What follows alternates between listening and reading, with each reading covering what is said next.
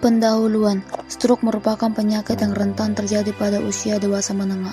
Stroke merupakan salah satu masalah kesehatan yang serius karena ditandai dengan tingginya morbiditas dan mortalitas. Selain itu, tampak adanya kecenderungan peningkatan insidennya. Stroke menempati kedudukan ketiga dalam urutan penyebab kematian, setelah penyakit jantung dan keganasan di negara sedang berkembang. Selain juga penderitaannya yang banyak, angka kematiannya pun masih cukup tinggi. Stroke terjadi akibat pembuluh darah yang membawa darah dan oksigen ke otak yang mengalami penyumbatan dan ruptur. Kekurangan oksigen menyebabkan fungsi kontrol gerakan tubuh yang dikendalikan ke otak tidak berfungsi. Prevalensi stroke di Indonesia berdasarkan diagnosis tenaga kesehatan sebesar 7 kasus per mil. Prevalensi stroke berdasarkan diagnosis tenaga kesehatan tertinggi di Sulawesi Utara sekitar 10,8%, diikuti di Yogyakarta sekitar 10,3%, Bangka Belitung dan DKI Jakarta masing-masing 9,7 per mil. Faktor yang dapat menimbulkan stroke dibedakan menjadi faktor resiko yang tidak dapat diubah atau tidak dapat dimodifikasi seperti usia, jenis kelamin, riwayat keluarga, ras, dan faktor resiko yang dapat diubah atau dapat dimodifikasi seperti hipertensi, obesitas, merokok, diabetes mellitus, dan aktivitas fisik. Untuk mengubah atau memodifikasi faktor resiko yang dapat diubah tersebut, diperlukan perilaku pencegahan. Perilaku pencegahan ini merupakan respons seorang untuk melakukan pencegahan penyakit tersebut dengan pengendalian faktor resiko, yaitu dengan mengendalikan tekanan darah tinggi, perubahan gaya hidup, tidak mengonsumsi rokok, mengurangi stres, mengendalikan penyakit yang berisiko untuk stroke seperti hipertensi, diabetes mellitus, dan lain sebagainya.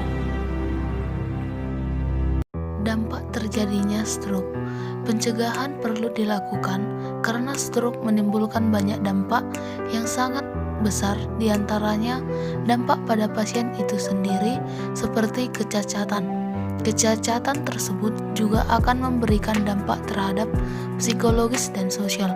Dampak psikologisnya adalah dapat menurunnya citra tubuh, harga diri rendah, frustasi, depresi, dan keterbatasan dalam berhubungan dengan orang lain.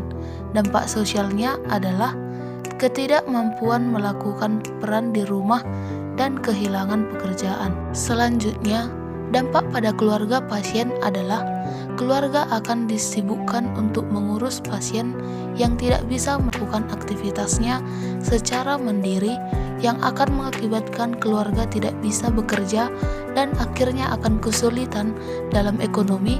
Sedangkan dampak untuk negara sendiri adalah akan meningkatnya jumlah angka kejadian dan kematian penyakit stroke setiap tahunnya, dan negara akan tercatat sebagai negara yang angka kematiannya tinggi untuk penyakit stroke. Ini tentang contoh kasus stroke. Di sini pasien datang ke rumah sakit. Abdul meleok dengan keluhan mulut mencong ke arah kiri sejak 14 jam sebelum masuk ke rumah sakit. Pasien juga mengeluh lemah pada lengan dan tungkai kanan.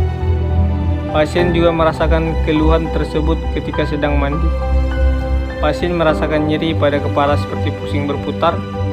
Pasien mengaku tidak pingsan dan tidak kejang. Namun, pasien sempat muntah-muntah setelah mengalami gejala tersebut. Pasien mengaku sudah pernah menderita gejala stroke sekitar 1 tahun yang lalu, dengan keluhan terjadi kelemahan pada lengan dan tungkai kanan, sehingga ketika berjalan kaki kanan seperti diseret-seret. Pasien sempat dirawat di rumah sakit Kalinda kurang lebih selama 7 hari.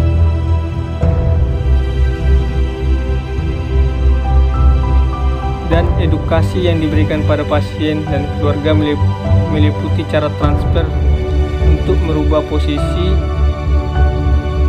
dan berpindah tempat dengan cara memanfaatkan gerak otot sendi secara efisien, dan edukasi tentang faktor risiko yang harus dihindari, tanda-tanda serangan berulang, serta gaya hidup sehat untuk mencegah terjadinya stroke dengan cara mengatur pola makan yang sehat, menghindari faktor risiko seperti merokok, dan melakukan olahraga yang teratur, sehingga menghindari stres dan beristirahatlah yang cukup.